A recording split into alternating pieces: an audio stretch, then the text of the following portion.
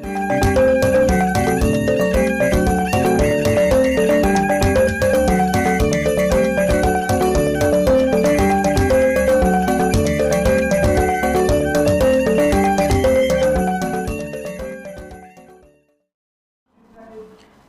de Sheng Matin keningati mite kanan West Nile TV sawaram kala banga ko daga lur mni dumira shell mni dumira busiel mapodwa shidila mazongo bila madango binukumae Dani te jagu mi erepi ukwa jutela nitiu iwipe ko pashanpi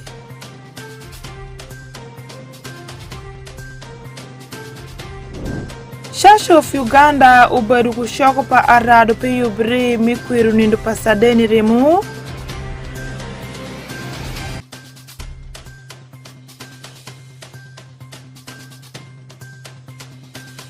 Dilopa food for the hungry ubedu kurombu minyutu bodu pa jurufur ya jumani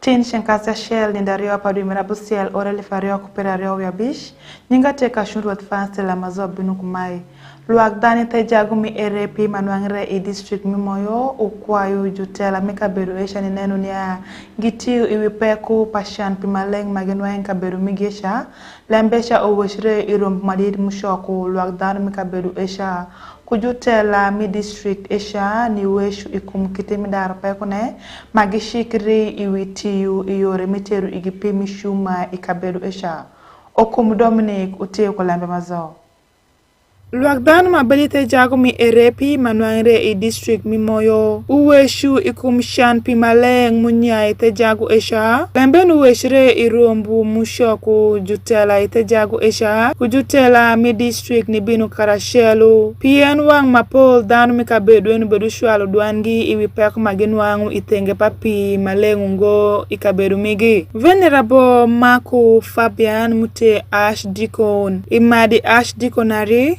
Uweshu peko papi mikabedu eni uketu kwotek ni danu makwo ite jago mi erepi maketu danu mapol ayamonda ni shiduka sayo pimaleng ikabedu matungtung We realize erepi Radomo is one of the community where water shortage is so great and one of the key issue in regards to this is that women don't sleep in the house.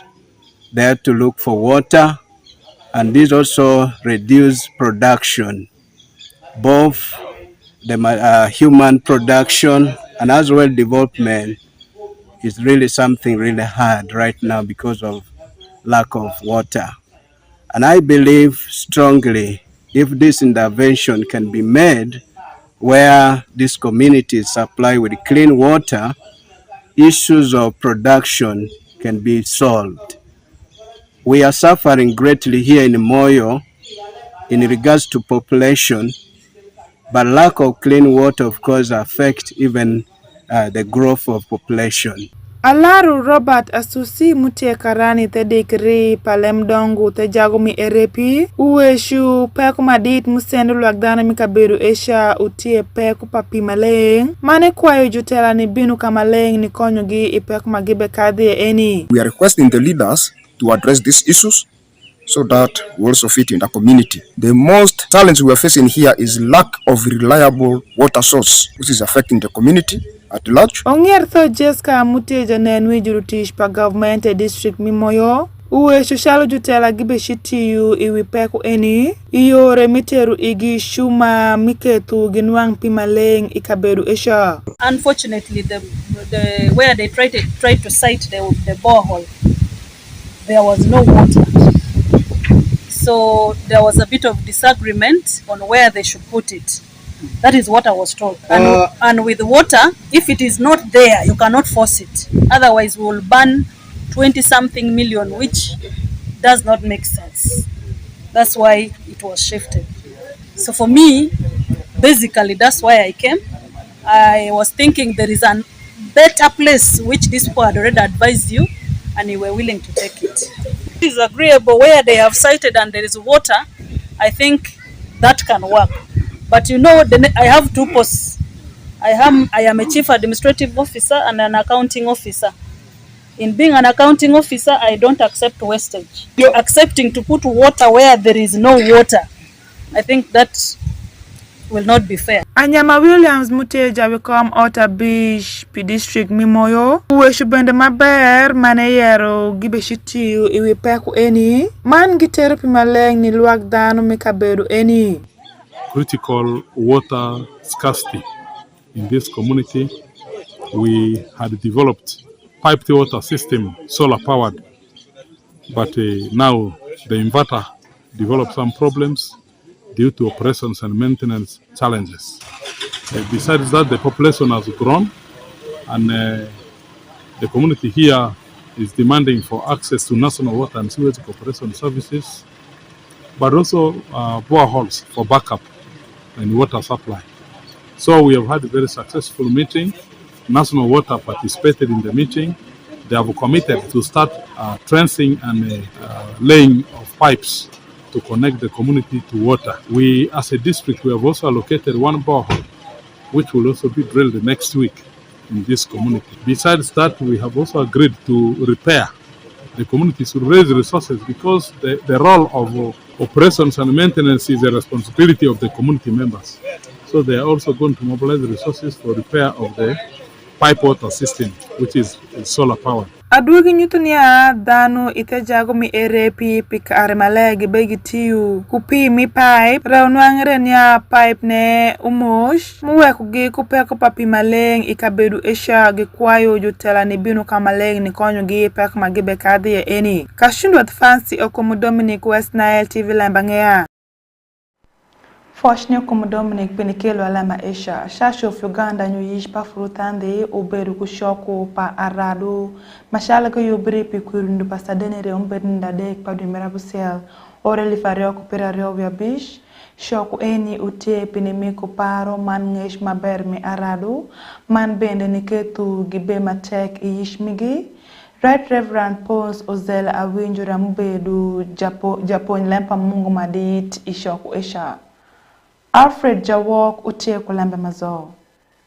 Church of Uganda nyuyish mufurutandi ubedu kushoku pa aradu mashalge yubri kudumi kwiru nindu pa sadeni remu shoku eni ukelu aradu mapol isukuru matungtung kudi Kampala mayub matungtung ukadu ishoku eni Reverend Emmanuel Okoboy Mute Provincial Youth Man Children Coordinator in Church of Uganda uweshu shoku eni utieni mikungesh man paru miketu aradu udon kudu maber mani bedu kuyish matek uweshu ni arumbu eni ubedu pini yubri pikurindu pasadeni remo mubini wangi shalu yore mikukeru ni luagdanu manaradu mubedi rombu esha. When we are celebrating the Ugandan Matters Youth Day celebrations, we have invited so many schools. We wrote to many of the schools of the Church of Uganda, and we have invited young men and young women to be part of this year's celebration. Reverend Okoboy umedo bendenia Church of Uganda uketu yub matungtung ni aradu awia matindu shoman mon piniketu yishmigi be matek itedini pafurtande. The target population for this celebration are youth and students. We had a Children's Day on the 24th, last Friday. Children were here. Children that is 11 years and below. Today we are having youth and students. Those in tertiary institutions, those in university, those at the workplace. And so that is youth from 12 years to 35. That is our target. Jovia Kwagala, mute nyatin misukuru achel miwa chiso senior, mubedu ishoku eni udua kufosh, ni Right Reverend Pons Ozele awinjo, mute japiskopi minebi Anglican Diocese, mubedu Jayar lempa mungu madit ishoku esha piponji pare maber mubeshimi kukeru ni arado matungtung mubedi shoku esha. It's such a privilege that I'm here, and I thank God that I got this opportunity. It's such a wonderful moment to be part of the youth conference because we learn very many things that are very much important in our lives, and I think every child needs this. So thank you very much for allowing us to come here. Church of Uganda mi Uganda mayo malo ramu bashitalo wilita ji mi kwiru nindu pasadeni remu mi oru maeni mbedinda dek padwi mirabusiel itenge pafurtandi ina mgongo mushoku diocese abusiel wensilingi majubishiti ukudu utio billion ario tonario ma government mi Uganda omikushwak ma diocese matungtung omiku million pirario kashundot Fancy Alfred Jawok West Nile TV LEMB ANGEYA.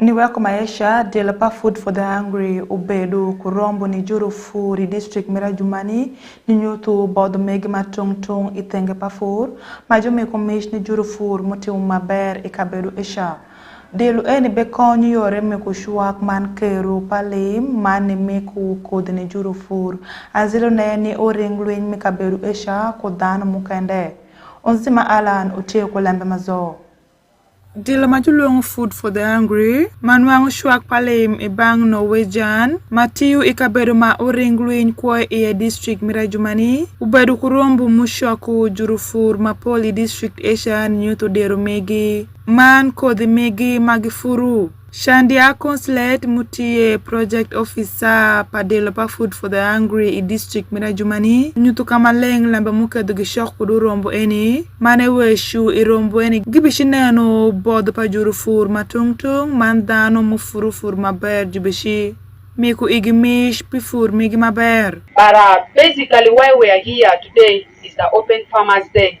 And I'm grateful for those farmers who are here, for the youth who are able to display their items here. We hope that at the end of this, we shall be able to award at least about 3 farmers out of the farmers who have come here, based on how well they have displayed their items, the quantity of items, and maybe how many members in each farmer group that has come to display these items. Andruga Felix mutie ngati ashel maneno wi kama oringluin bedi iye odua kufosh ni Delapa Food for the Hungry piwo kuyub makumeni mani shwaku jurufur mikabedu esha kungesh pafur maber. Today I'm also part of the celebrations. The major things why I was here today, because the Food for the Hungry implementing their projects in our settlement. They have their intervention in the settlement. We work with them, and we have different categories of groups in the settlement. Those who are in livelihoods, also youth. We have them on grounds. So today I've come to witness, because our peoples were supported and they were trained, they were given skills. So now I wanted to see the fruits of what they have on ground. Amovo Richard Anzo mute jatela ashelete jagumi okusijoni uluongu jurufuri kaberuesha nenu niya gitiu maber kungesh mandir majomiku igi mane foyo gipitish migi maber pien gitie jurufur mayenyo luoro shamig mushek maber i district eshani danu odong Joseph mute jaringluin ashel mabedu imaji udwa kufosh ni dilu eni pishuak magimiku igi mane weshu ene guaku gwen makete nuang kudu sente michulo fizi man mi guaku pashu pare. We came with idea of poultry when we are selected from a business. It was for a youth group whereby the NRC the one select us, and they give us skills of they train us on poultry. So after that they tell us that they are going to give us money to buy the chicken. Indeed they train us, but they did not give us the money. So we raise up our money from the VSLA group to buy the chicken. So we start our poultry. After that NRS this one, Food for the Hungry, come in and they engage us. They give us also some money. We use that money to buy a crop. So we buy a crop. So and we start up also digging. So right now last time they give us money, which is 740. We use it for buying crop and for food security. Luagdana mabedu imukungu mi airi, unwangu shuak palim, kukodhi piniketu gishak fur, manulo kudu kwamigi. Kashundut fancy onzima Alan West Nile TV LEMB ANGEYA. Adwa kufoshiri desheng matini ngati miteka na West Nile TV watunde jiki pa LEMB ANGEYA midesheng matini mabinu samarum kubangsheng nyinga cheka shundwa fancy imedirika na West Nile TV kuyuma Paul mbinu illustrator kuwista time movie time shuku man Nile cast mabinu sawa shell mrutheni dogiri maber.